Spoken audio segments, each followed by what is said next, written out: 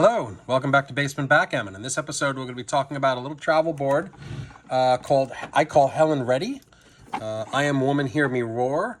And the reason I call it that is something about the hardware and the daintiness of this little travel board makes me think of a board that was made for women. And I know that's sexist, and there's no such thing as a board that's made for women, but for some reason, it reminds me of a purse. And I'm not 100% sure why. So we've got this leather handle here. I mean, leather's being generous. Some sort of fake leather with your fake leather exterior. Pretty standard for these kinds of boards. You do have an interesting flat hinge on the back here, which is not particularly standard, and it is recessed in. So that's nice.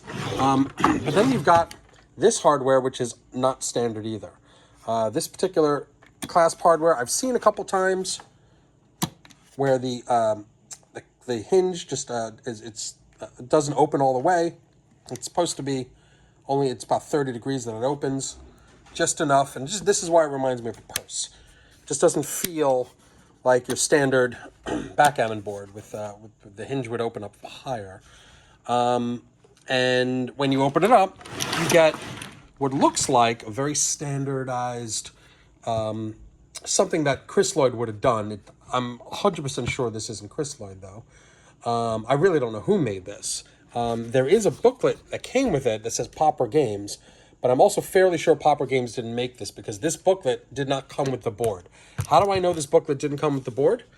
Because it is a booklet that would have come in a multi-game set, not in a standalone set. This is a standalone set, and you know it's a standalone because it's got the handle. The backgammon boards that come with the multi-game sets don't have handles as a general rule. And this is a instruction book that has all the games for one of those multi-game sets, which I have other videos for, including put and take and poker dice and horse racing and all that stuff. This would have been a large multi-game set. Now, there is a possibility that there was some very large multi-game set that would have this inside of it. It's a possibility, but I find that a little hard to believe. Seems to be fairly large. It's a full 1 1/4 inch set. Deep, right? It's relatively deep. It's got the handle and the whole thing, so I just don't believe that to be true. It does have roll-up cups. The roll-up cups are in remarkably good condition. They look brand new, as a matter of fact. So however this was stored, it was done very well. Now, these checkers that are inside of it, I'm pretty sure are not the original checkers. I believe I may have replaced these checkers.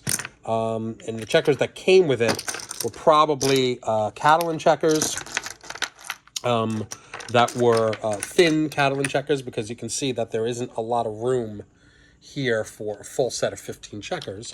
So they would have been thin checkers like this. And I don't know what I did with those checkers, but I think I replaced them with these because I needed something to do with these checkers that I have here.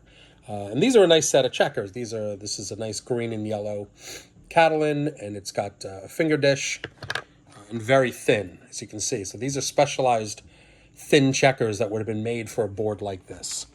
But I don't think this particular board.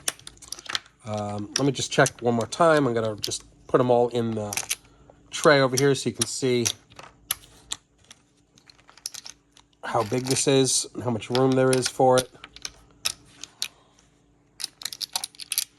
And as you can see, if these checkers are too much thicker, they wouldn't fit here. So it would be a very thin set of checkers that would have fit into this travel board. Of course, I lost a checker. Let me see. Hold on. I got it. Okay, good. And of course, these precision dice did not come with this. It's something I put in, and I'm pretty sure this cube did not come with it either. This is probably just some leftover cube that I had that I put into this board so it would be playable. Looking at the 6 across test, unsurprisingly, a lot of the older vintage boards, as we know, they do not set up the 6 across for the proper dimensions for the checkers that belong in the board. Going across this way, you can see this is 11.5 going across. So nice dimension. Dainty, a very dainty dimension. Again, that's why I feel like this feels like a woman's purse for some reason. I don't know why, just giving me that vibe. see what it looks like all together.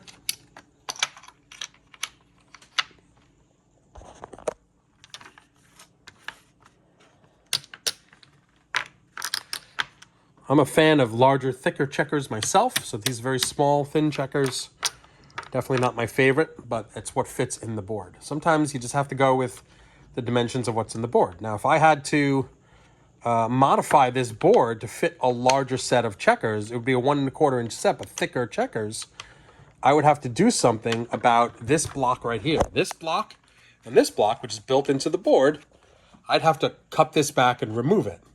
So cut it over here, cut it over there.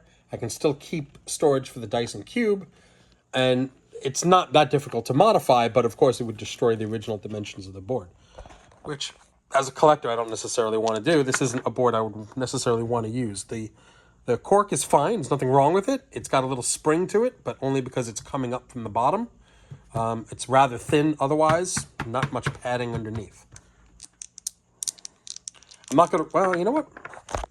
Maybe I will roll up the cup just so you can see what it looks like. Let's see if I can do this one-handed. Okay, so roll up the cup. And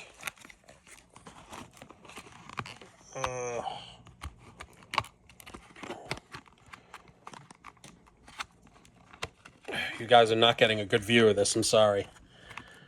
There we go. Got one in, and another one in. Hey, I did it. Okay, good. So when you roll up the cup, you're supposed to take the bottom piece right there, and sort of stuff it in the bottom so it fits. There you go. Now you've got your little cup. That's how these roll-up cups work. And I can really roll with the roll-up cup. Let's see how it sounds. Works perfectly fine. Doesn't have a triplet or anything, but that's fine. Oh, look at that, 4-1. All right, 4, I'm gonna go real aggressive.